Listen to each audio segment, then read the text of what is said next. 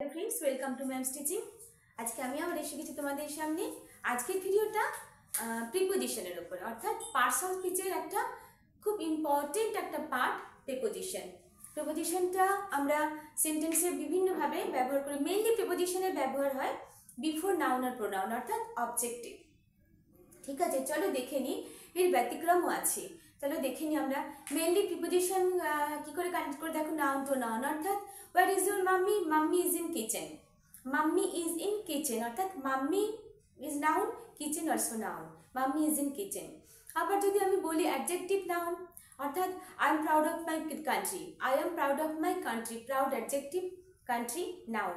এরকম বিভিন্নভাবে অ্যাডজেক্টিভ কখনো নাউন কখনো ভার্বের সাথে আমাদের noun to noun, noun to verb, noun to adjective আমরা প্রিপোজিশন ব্যবহার করি। আবার অনেক প্রিপোজিশন যারা পার্টিকুলার কিছু ওয়ার্ড আগে ব্যবহার করা হয়। চলো দেখে নিই আজকে কোথায় কোথায় আমরা কিভাবে প্রিপোজিশন ব্যবহার করছি। আজকে সব রুলস তোমাদের দেখাতে পারছি না, চলো আজকে দু রকম রুলস আমি দেখাচ্ছি। এক রকম রুলস কি আছে, এখানে দেখো কিছু ভার্বস আছে যারা stress, discuss, investigate, accompany, consider, demand, resemble, succeed, reach, resign, attack, order, join, regret, board etcetera. আরও কিছু ভার্ব আছে যাদের সঙ্গে এই প্রিপোজিশনগুলো যখনই ভার্বগুলো অ্যাক্টিভ ভয়েসে ব্যবহার করা হয়, যখনই ভার্বকে ভালো করে মন দিয়ে শোনো, যখনই ভার্বকে অ্যাক্টিভ ভয়েসে ব্যবহার করা হয় তখন কিন্তু সেখানে কোনো প্রিপোজিশনের ব্যবহার করা হয় না। অর্থাৎ এই ভার্বটা যখন অ্যাক্টিভ ভয়েসে ব্যবহৃত হচ্ছে তখন তারপরে কোনো প্রিপোজিশন ব্যবহার করা হয় না।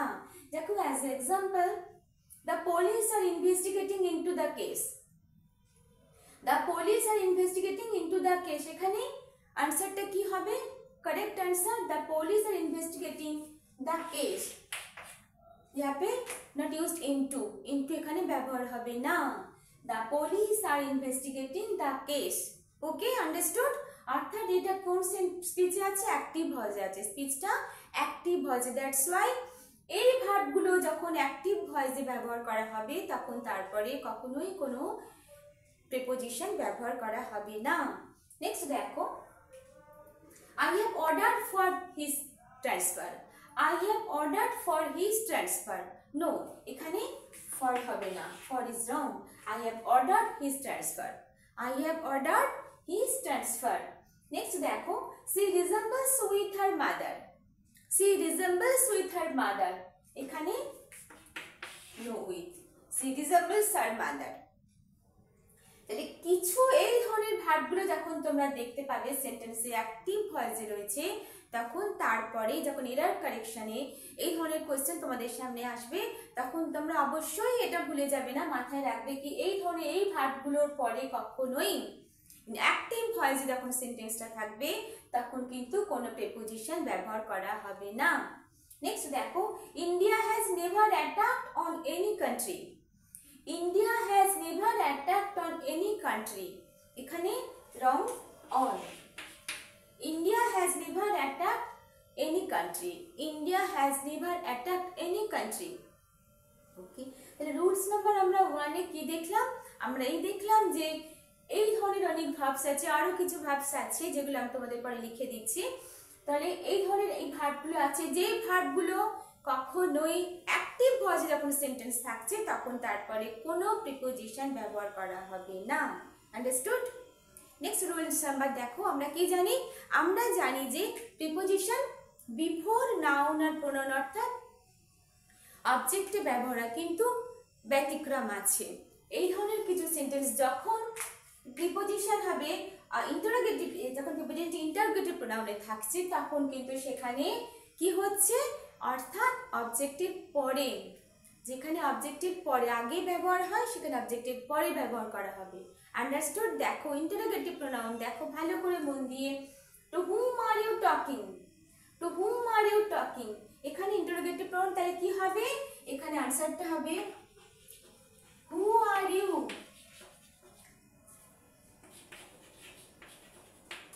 হু are you talking to, who are you talking to, who are you talk to, who are you। ঠিক আছে, তাহলে দেখো এখানে কি আছে? to whom are you talking, না who are you talking to। ওকে, তাই টুটা কোথায় ব্যবহার হলো? অবজেক্টের পরে। নেক্সট দেখো for what are you waiting, for what are you waiting, তাহলে এখানে কি হবে, এখানে ফর কোথায় আছে, এখানে ফর আছে দেখো সাবজেক্টে, কিন্তু কোথায় হয়ে যাবে এটা, দেখো what are you, what are you waiting for, what are you waiting for, তাহলে এখানে কোথায় ব্যবহার হলো, এখানে ব্যতিক্রম কি হলো, এখানে যেখানে আমরা জানি প্রিপোজিশন অলওয়েজ সাবজেক্টের আগে ব্যবহার হয়, অর্থাৎ নাউন প্রোনাউনের আগে, অবজেক্টের আগে, before object, before object preposition mainly সাধারণত বিফোর অবজেক্ট প্রিপোজিশন আমরা ব্যবহার করি, কিন্তু ব্যতিক্রম কোথায়, যখন অবজেক্ট ইন্টারোগেটিভ প্রোনাউন, যখন অবজেক্ট ইন্টারোগেটিভ প্রোনাউন তখন আমরা সেখানে পরে অবজেক্টের পরে আমরা প্রিপোজিশনকে ব্যবহার করছি, অর্থাৎ দেখো এখানে to whom are you talking, who are you talking to, for what are you waiting, what are you waiting for, understood.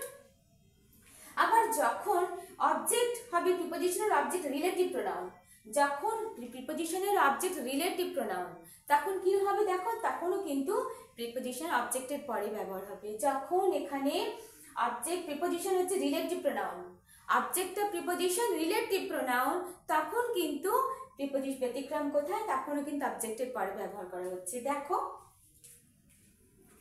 দেখায়। তাহলে এখানে আশা করি তোমরা এগুলো দেখে নিচ্ছ, যদি তোমাদের মনে হয় এগুলো তোমরা স্ক্রিনশট নিয়ে নিতে পারো এই ভার্বগুলো, আরও কিছু ভার্ব আছে আমি তোমাদের লিখে দেবো নেক্সট ডেতে, stress, discuss, investigate, accompany, consider, demand, resemble, succeed, reach, resign, attack, order, join, regret, board etcetera. ঠিক আছে, তাহলে এখানে আমরা কি দেখলাম, এই ভার্বগুলো যখন সেন্টেন্সে অ্যাক্টিভ ভয়েসে ব্যবহার হবে তখন কিন্তু এর পরে কোনো প্রিপোজিশন ব্যবহার করা হবে না, আন্ডারস্টুড। রুলস নাম্বার 1 তোমরা দেখলে। নেক্সট তোমরা কি দেখলে, যে যখন প্রিপোজিশনের ইন্টারোগেটিভ প্রোনাউন তখন কিন্তু আমরা কি জানি, আমরা জানি বিফোর প্রোনাউনতে বিফোর অবজেক্ট প্রিপোজিশন ইউজড হয়, কিন্তু যখন এখানে অবজেক্ট রুলস অফ প্রিপোজিশন অর্থাৎ ইন্টারোগেটিভ প্রোনাউন তখন কিন্তু অবজেক্টের পরে ব্যবহার হলো। আবার দেখো সেন্টেন্সটা, যখন এখানে অবজেক্ট হচ্ছে preposition relative pronoun, this is the rule number 1 A, this is the book, this is the book for that I have been looking,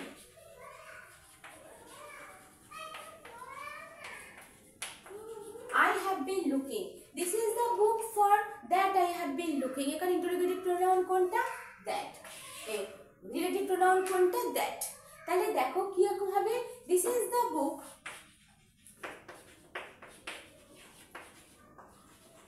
this is the book that I have been looking for, ঠিক আছে। তাহলে কোথায় ব্যবহার হলো, অবজেক্টের পরে ব্যবহার হলো, যখন সেন্টেন্সে অবজেক্ট হচ্ছে প্রিপোজিশন রিলেটিভ প্রোনাউন, অবজেক্টটা প্রিপোজিশন রিলেটিভ প্রোনাউন তখন কিন্তু কোথায় ব্যবহার হলো, অবজেক্টের পরে।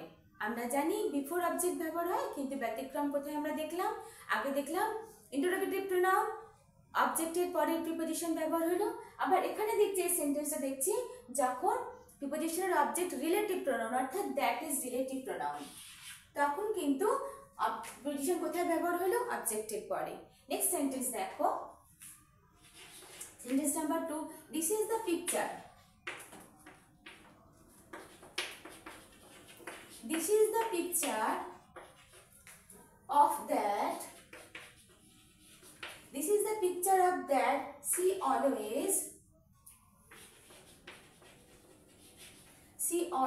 talks, তাহলে এখানে কি হবে, কোথায় হচ্ছে দেখো, this is the picture of that, এই দ্যাটটা কিন্তু কে রিলেটিভ প্রোনাউন, তাহলে এখানে তার আগে এখানে প্রিপোজিশন আছে, কিন্তু কোথায় হয়ে যাবে preposition, before after object, this is the picture that she always talks of, understood.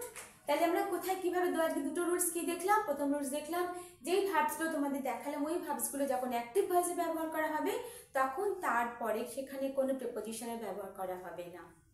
Next number 2 কি দেখলাম আমরা? নেক্সট নাম্বার 2 দেখলাম এখন ইন্টারোগেটিভ প্রোনাউন থাকছে তখন কিন্তু বিফোর অবজেক্ট না আফটার অবজেক্টের প্রিপোজিশন ব্যবহার হচ্ছে। আর কি দেখলাম? আর দেখলাম যখন প্রিপোজিশনের অবজেক্ট রিলেটিভ প্রোনাউন তখনও কিন্তু আফটার অবজেক্ট প্রিপোজিশন ব্যবহার হলো। আশা করি আজকের এই ভিডিওটা তোমাদের ভালো লেগেছে, তোমরা বুঝতে পেরেছো কোথায় কিভাবে আমরা প্রিপোজিশনের ব্যবহার করি।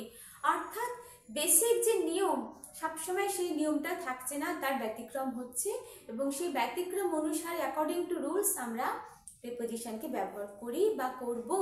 তাহলে একটু তোমরা মাইনিউটলি ভিডিওটাকে তোমরা ফলো করো, তাহলে তোমরা এই প্রিপোজিশনের ব্যবহারগুলো কোথায় কিভাবে হচ্ছে তোমরা করতে পারবে। আশা করি তোমাদের ভালো লেগেছে, তোমরা বুঝতে পেরেছো। যদি ভালো লাগে তোমরা অবশ্যই লাইক করো, শেয়ার করো, আর যারা এখনো তোমরা সাবস্ক্রাইব করোনি তারা সাবস্ক্রাইব করো। Tata, by.